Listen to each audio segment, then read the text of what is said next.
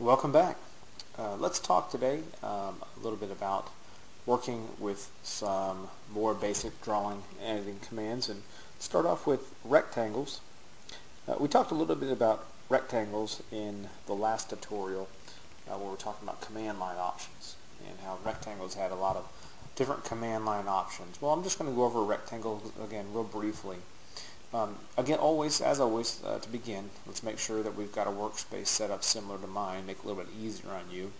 To do that, go to your Tools pull-down menu, go to the top one, Workspaces, slide over, click on Autocad Classic, and you should get a workspace that looks similar to mine. Rectangle command on my toolbar, on my Draw toolbar over here on the left, got a button that looks like a rectangle. If I click on that, it's going to start my rectangle command. And it's going to ask me to start off with specify the first corner point and then any of these options here that I have.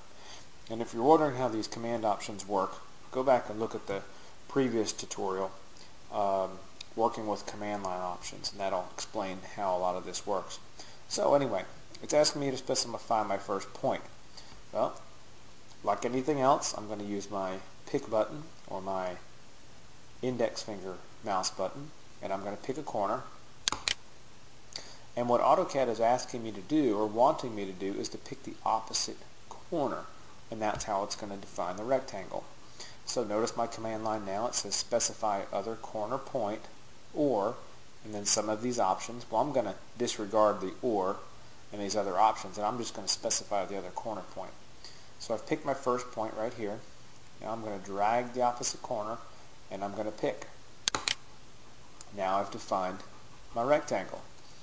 One thing that you can do when you're defining rectangles, remember in one of the previous tutorials we talked about drawing using coordinates, or the coordinate system. Well, rectangle is an excellent time when I can use relative coordinates. Okay? What I'm going to do is when I pick my second point, I'm going to define it by giving it an XY coordinate relative to the first corner. Okay? This is how that works. I'm going to start my rectangle command. It's asking me for my first corner point. I'm just going to pick right here. Now it's asking me for my second corner point.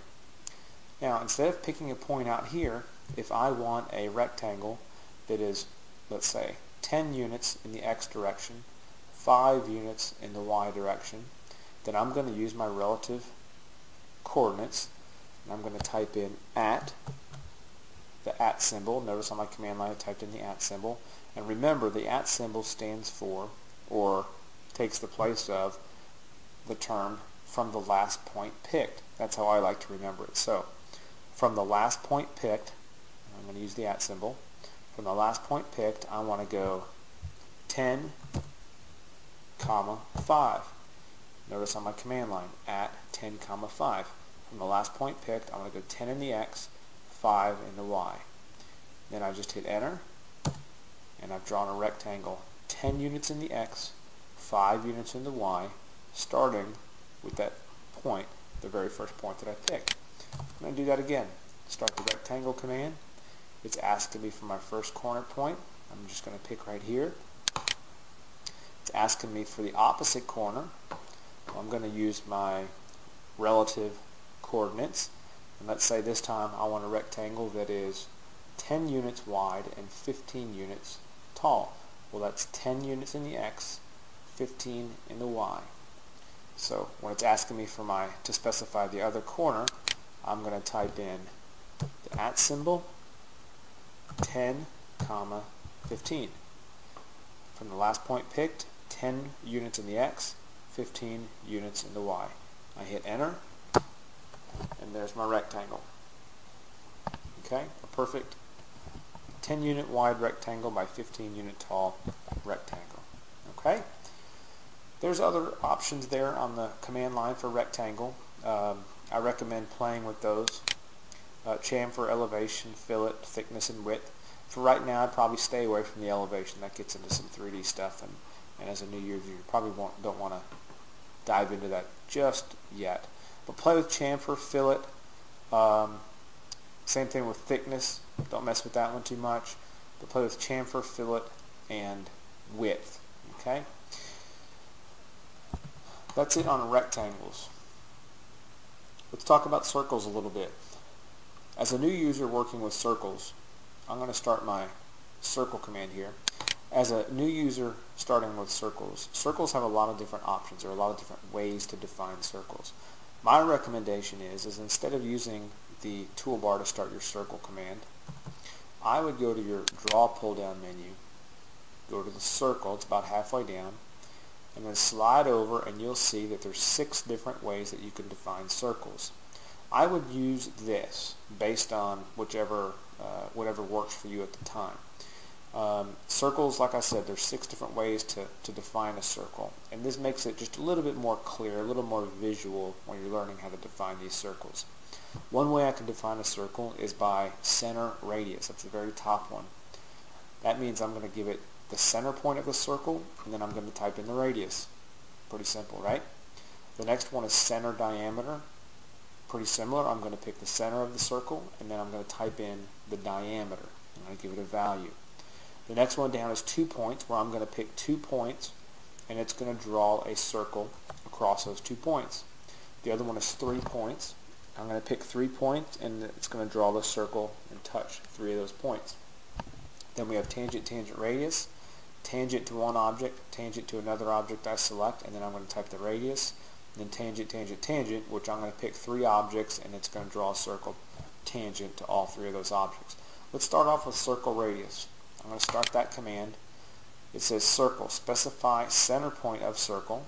I'm going to pick somewhere here on my screen, and now it's saying specify the radius, or I have the option of diameter, but I'm going to go ahead and just leave it at radius, specify the radius, and I am going to type in 5. So I type 5, hit enter. Now I've just drawn a circle defined by that point that I selected for the center with a radius of 5.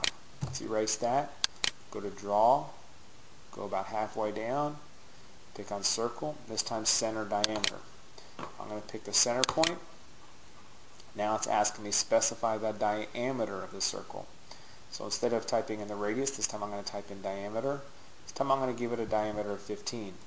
Type in 15, hit enter. Now I've drawn a circle with that center point and a diameter of 15. Erase that. I'm going to go down to circle. This time I'm going to define it by 2 points. It's asking me for the first point. Now it's asking me for the second point across the diameter. I picked there. That one's, there's various reasons or various uses for that, but you won't use that very often. Probably won't, at least. I'm going to go down to the draw pull down, go to circle, 3 points. Let's say I have 3 points that I have. Let's see, I'm just going to draw little markers here. Let's say I want a circle that runs through all those. I'm going to draw circle, 3 points. I'm going to pick here, here, and there. And it's drawn a circle through those 3 points. Play with these options. I'm going through them pretty quickly, but definitely you want to take some time and play with these options. Circle, tangent, tangent, radius. Okay, this time I'm going to draw 2 lines. I'm going to go to my circle, tangent, tangent, radius. It's saying specify a point on an object for the first tangent. I'm going to pick somewhere on this object, and then specify a point for a second tangent. I'm going to pick this point. Now it's asking for a radius. I'm going to type in 10, and it's going to draw a circle that's tangent to those 2 objects that has a radius of 10. And then the last option, circle, tangent, tangent, tangent. Let me draw 3 lines, and draw, circle, tangent, tangent, tangent.